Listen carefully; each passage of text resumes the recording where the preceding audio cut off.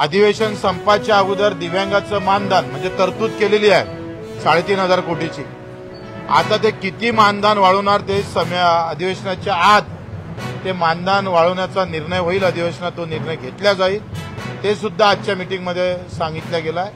दिव्यांगाच्या ज्या मुख्यमंत्र्याकडे जी आमची 2 तासाची बैठक झाली होती त्या बैठकीतले जे निर्णय मुख्यमंत्र्यांनी हाव म्हटलं होतं त्याच्यावर शासन निर्णय काढण्याचं सुद्धा अतुल सावे जे होते त्यांनी सुद्धा ते सांगितलं.